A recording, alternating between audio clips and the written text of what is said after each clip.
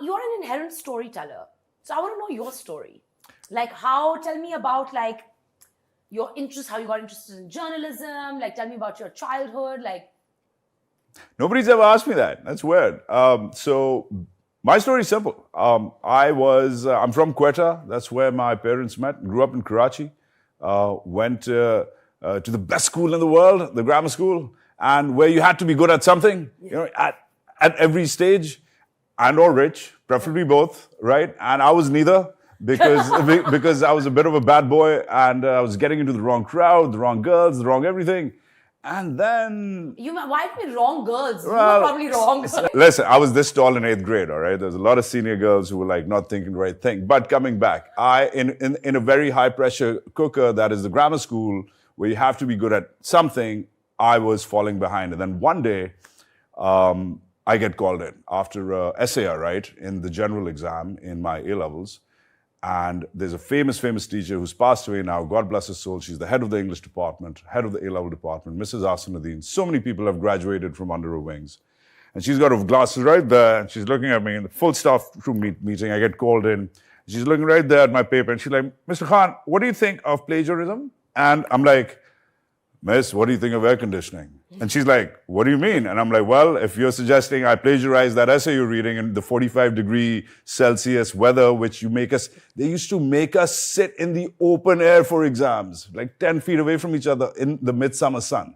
Brutal. It's inhuman. I was like, हमें पंखे मिलते थे. हमें वो भी नहीं मिलते थे. We had air conditioners.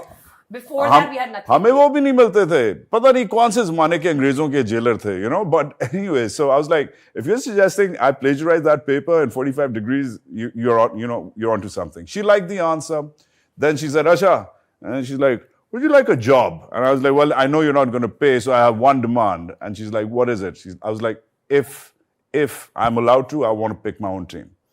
And that was the beginning of running the country's oldest publication, our yearbook, which was at that time, Momina, 130 years old. The Grammarian is a fantastic publication. It's a great place as a student journalist to start.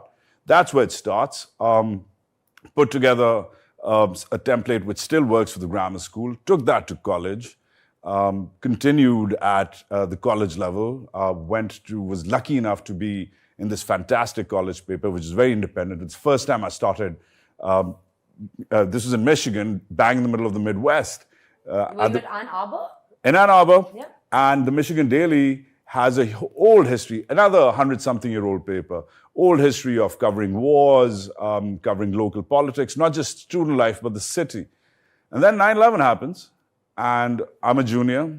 One day, writing an editorial, and midnight, class in 7 hours, and then my editor, Emily Eichenbaum, this tall, blonde goddess, just a total crush on her.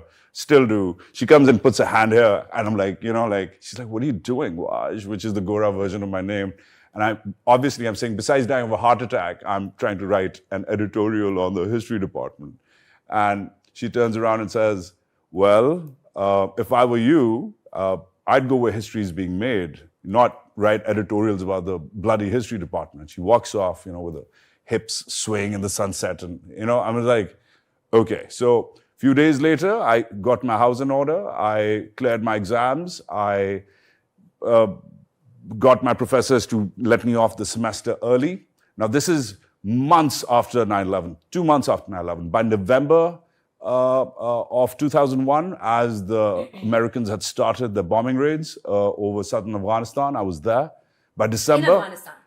Yeah, I took a flight to Karachi, I took a bus to Quetta, I took a taxi to Chaman, I paid off the military, I got a motorcycle across to... Was it their way of deporting you, but silently deporting you? No, they gave me a camera, the college paper gave me a camera, and 5 weeks later, I was in Kandahar as the Taliban were coming out, again, going the wrong way, as the Taliban were coming out, and the US Rangers were flying in, the B-52s in the air. I was the only college journalist on the ground covering the war.